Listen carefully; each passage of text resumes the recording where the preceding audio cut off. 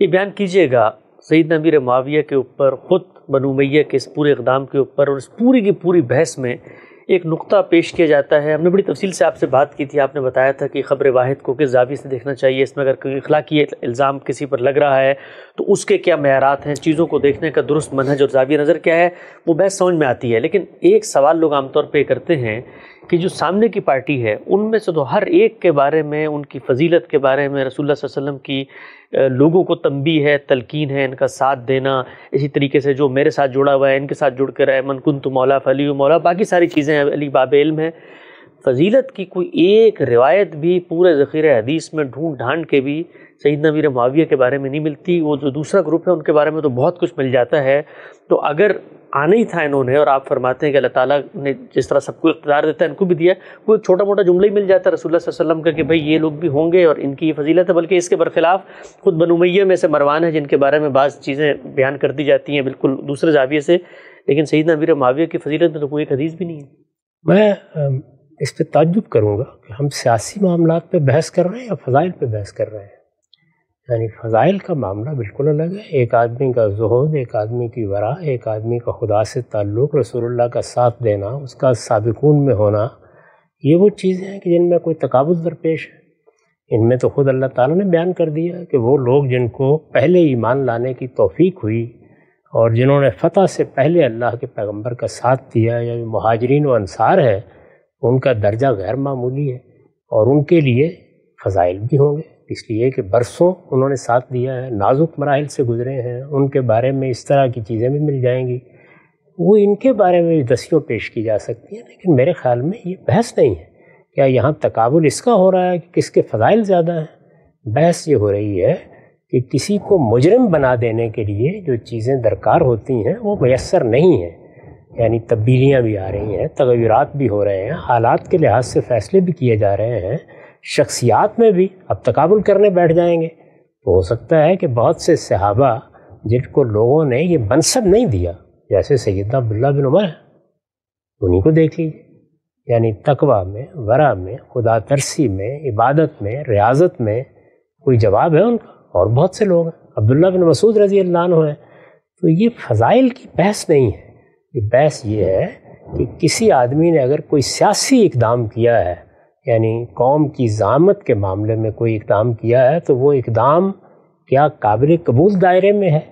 کیا اس کو ہدف تنقید بنایا جا سکتا ہے؟ تنقید بنایا جا سکتا ہے تو کہاں تک تنقید کی جا سکتی ہے؟ یہ معاملات زیر بحث ہیں. یہ تو کوئی تقابل کیا ہی نہیں جا رہا کہ فلاں کے فضائل کی کیا نوعیت ہے. سیدنا علی کے فضائل کا باقی لوگوں کے ساتھ کیا تقابل؟ وہ تو السابقون الاولون میں سے ہیں, حضور کے شب و روز کے ساتھی ہیں, وہ زیر بحث ہی نہیں ہے. اور نہ سیاسی فیصلے فضائل کی بنیاد پر ہوتے ہیں اور نہ کرنے چاہیے. یہ مسلمانوں کی خوش قسمتی ہے کہ ان کے جو ابتدائی خلفاء ہیں وہ اپنے بہت سے دوسرے مذہبی, دینی, اخلاقی خصائص کے لحاظ سے بھی بڑے غیر معمولی لوگ ہیں. ورنہ سیاست میں تو یہ دیکھنا پڑتا ہے کہ کون آدمی نظم ریاست کو بہتر طریقے سے چلا سکتا ہے. ہاں البتہ فرائض کی پابندی ہونی چاہیے, کبائر سے اجتناب ہونا چاہیے.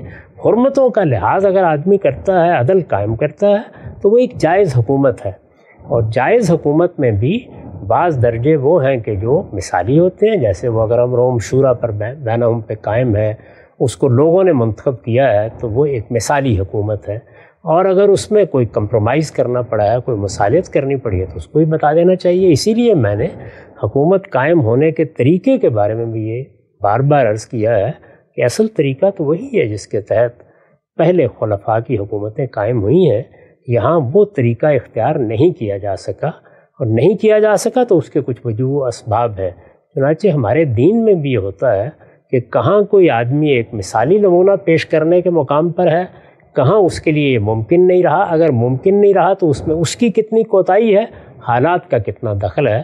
یہ سب چیزیں سیاسی تجزیے کا موضوع ہوتی ہیں, ان کو فضائل کی بحث نہیں بنانا چاہیے. یہاں سے نقطہ واضح ہوا. آج کی نشست کا آخری سوال آپ کی خدمت میں یہ ہے, یہ بات تو ہم سب امر واقع ہے, روز روشن کی طرح آیا ہے کہ کچھ لوگ ہیں جو فتح مکہ کے وقت یا اس کے بعد ایمان لائے, اور اس وقت بالکل تصویر واضح ہو چکی تھی, دیوار پہ لکھا ہوا نظر آ رہا تھا کہ اب تو مسلمانوں ہی کو حکومت ملے گی.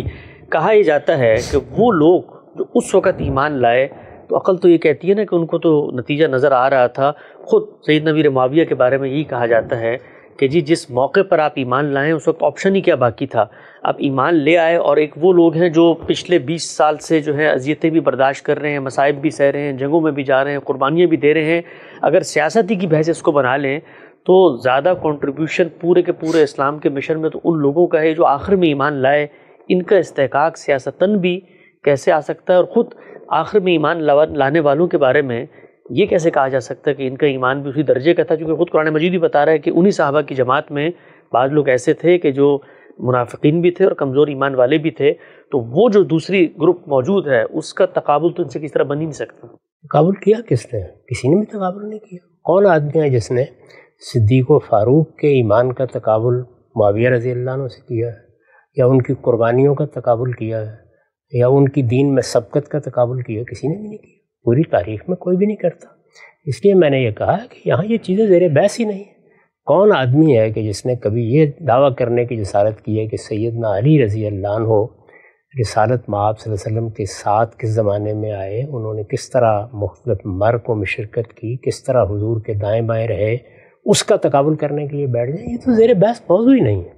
وہاں رہیے جو چیز زیر بحث ہے. زیر بحث معاملہ یہ ہے کہ انہوں نے جب حکومت سنبھالی، یعنی سیدنا معاویہ نے، تو جو کچھ انہوں نے کیا، یعنی حکومت جس طریقے سے سنبھالی، اپنے بعد کے لیے جو فیصلے کیے، کیا ان کی کوئی گنجائش ہے؟ یہ زیر بحث ہے. یہاں یہ تقابل ہو نہیں رہا. جو تقابل ہو نہیں رہا اس پر کوئی سوال بھی نہیں کرنا چاہیے.